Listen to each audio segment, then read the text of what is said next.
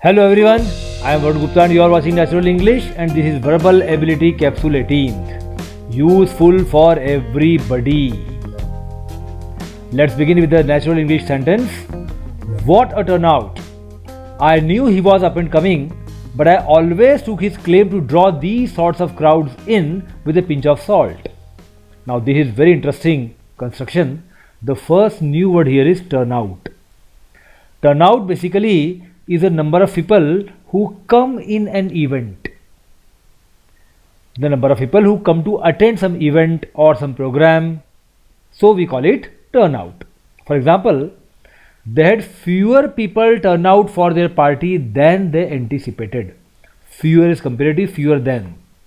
They anticipated, they had expected more people, but lesser number of people came to attend their party.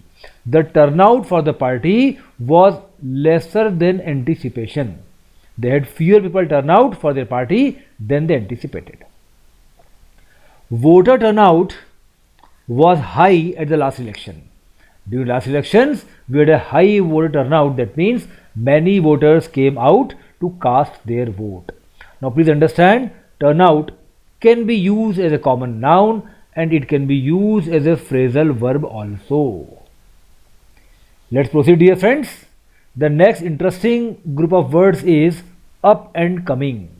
We use up and coming for new and promising people. People who are full of potential, the young talent, the new talent which is promising, full of potential, we call them up and coming. The book fair will showcase 2 books by up and coming writers. By new writers who are new and promising, they have a lot of capacity in them. So the book fair is going to showcase, going to display 2 books written by up and coming writers. He had a reputation as an up and coming talent at the time. Now here speaker notes about some person that his reputation was of an up and coming talent at that time. And I was supposed to be supporting him. I was expected to support him. That means he was up and coming talent and all I was supposed to do was to support him. To draw in. To draw in basically means to attract a large number of people or a lot of business. When you are able to attract many people or a lot of business, then you are drawing in them. You are able to draw in a lot of business or people. The lounge drew in more customers in the late 80s. So the lounge is basically an area where we display some things for sale. So this was able to attract more customers in the late 80s, 88, 89 or 87. This was the period when the lounge drew in more customers, attracted more customers. The restaurant will also draw in those looking to get a mix of both nature and city life. Now many people want to have a taste of nature also and they want the conveniences available in city life also. So the restaurant will attract those people who want to have a mix of both these things. That means this restaurant must have all modern amenities with a touch of nature. Take with a pinch of salt. When you take something with a pinch of salt, you view something with skepticism. Skepticism basically means doubt. You don't trust easily, you have a doubt at something, so you have skepticism. Or not to interpret something literally. Interpret when you take out the meaning of something literally, verbatim, whatever words are used, if we take them as they are, then we are interpreting literally, but if we take them with a pinch of salt, we don't believe them completely. You have to take everything she says with a pinch of salt. That means you need to discount everything she says. You must not believe her on her face value because she tends to exaggerate.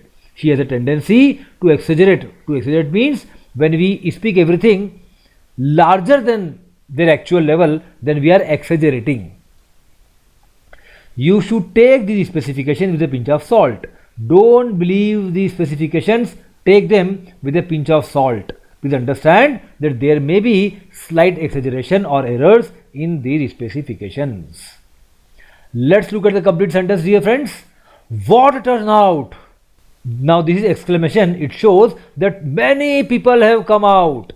I knew he was up and coming. I was well aware that this man is promising, but I always took his claim to draw these sorts of crowds in with a pinch of salt. But I always doubted over his claims that he may draw these sorts of crowds.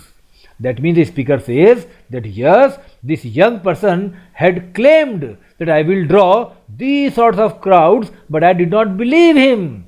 But now he has been able to do that.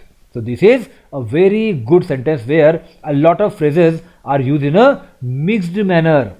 Take with a pinch of salt, draw in. So this is intermingled uses of phrases. I know there is a lot at stake, but if you sulk every time a deal doesn't come off, you are bound to miss out on the next opportunity that comes along. I know there is a lot at stake. The first phrase here is at stake. When something is at stake, it is likely to be lost or damaged if something fails. If something goes wrong, then what may be lost, what may be damaged is at stake. People's lives are at stake. When you talk of COVID-19, please understand, a little carelessness of yours may bring many people's lives at stake. People may lose their lives. The future of mankind is at stake. Mankind's future is at stake. That means what will happen about people in future is at stake. Now this sentence may be about nuclear war. If nuclear war takes place, then definitely the entire mankind will be having a lot at stake. Sulk.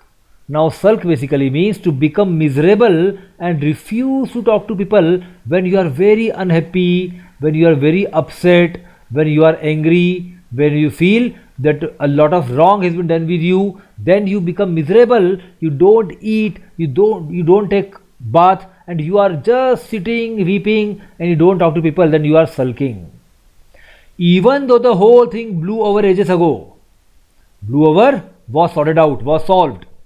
The whole thing has been sorted out ages ago. Ages means a lot of years, many years ago, everything has been solved, even though he is still sulking about it. Even today, he is upset about it. He has made his life miserable and he does not talk to those people who were involved in that particular episode. So when you are very upset, then you are sulking. She has been sulking all day, whole day she was sulking, she did not talk to people and she was just with herself, weeping, crying and being upset. Come off. When something gets success, it has come off. To succeed means to come off. What if their plan doesn't come off? What if their plan doesn't succeed? If their plan does not get success, then what will happen? What if their plan doesn't come off? The party didn't quite come off as we had hoped. The party didn't quite succeed as we had hoped. We had hoped a lot. We expected that this party will be very successful, but the party didn't quite come off. This party hasn't got that much success. Bound to. When you are bound to do something, you are very likely to do something in the future. You are bound to do this. She is bound to grow as a successful banker. She is very successful, she is promising, she is studying a lot, so she is bound to grow as a successful banker. He is bound to become a popular teacher. If he is studying well, he teaches well, then he is bound to become a popular teacher in future. Miss out on. When you miss out on something, you fail to use an opportunity. A chance was available and you did not use it, then you missed out on that chance. While this is all good and well, there is something that we always miss out on. This is all good and well, all this is good and well, but there is something that we always miss out on. There are some chances, some opportunities that we are not able to use completely. Visit our website to see any new plans. Please go to our website and see if there are any new plans so that you don't miss out on anything. So some company is requesting its customers to keep on visiting website so that all new plans are known to them and they don't miss out on anything. They don't fail to use any opportunity available. Comes along. Now comes along basically means when something comes to you along with something, when something is offered to you, when something is offered, when something is available, then something comes along. I know there is a lot at stake. I know that a lot of things are at risk.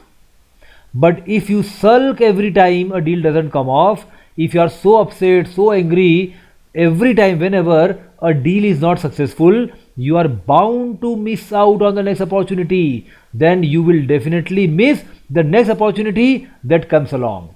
So here the speaker says that okay, a deal may not come off, but when a deal does not come off, some next opportunity also comes along with it.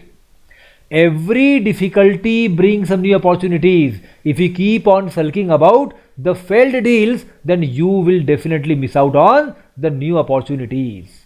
So the speaker says that okay, a lot it is at stake, but still you must not sulk, you must keep on doing and working. The next sentence is, I don't know why she takes it out on her mother.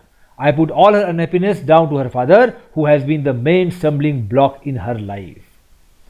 Take it out on. When you blame somebody, when you hold somebody responsible, then you are taking it out on them. For example, he took out his anger on his family. He blamed his family, or he expressed his anger on his family. He held his family responsible for all his anger. He said that my anger is because of wrongdoings of my family. I know you got a headache. I know that you are suffering from a headache. Your head is having a lot of problems, but don't take it out on me. But don't blame me for it. Don't hold me responsible for it. It's okay, you are suffering from headache, but it does not give you a right to blame me, to trouble me, or to hold me responsible. Put all her unhappiness down to. Put something down to somebody, to consider that something is caused by somebody. If I put this problem down to A, I am considering that this problem is because of A. Partly this can be put down to the car's design. Now in this sentence the speaker says there might be some problem or some inconvenience. So they say that this situation can be blamed or can be considered because of the car's design. This problem is because of the design of the car. The hike in value is put down to a boost in consumer confidence. The consumer confidence, the confidence of the consumers, the buyers, has got a boost. It has increased a lot, and when demand increases, definitely value is hiked. The hike in value can be put down to a boost in consumer confidence. The value has increased because consumer confidence has got a boost. Stumbling block. Stumbling block is something which is a difficulty that causes mistakes or prevents progress. Stumbling block is the basic difficulty that is holding you back. For many people, English is a stumbling block in their life. Lack of funds is a major stumbling block to the project. Definitely, when you have a project upcoming, if funds are not available, if cash is not available, then definitely it is a major difficulty that will prevent progress of the project.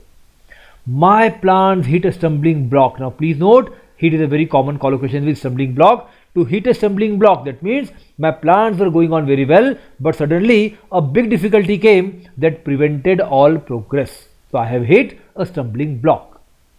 The complete sentence, friends. I don't know why she takes it out on her mother. I don't know why she always blames her mother, why she always throws her anger at her mother. I put all her unhappiness down to her father. In my opinion, the real reason of her unhappiness is her father, who has been the main stumbling block in her life.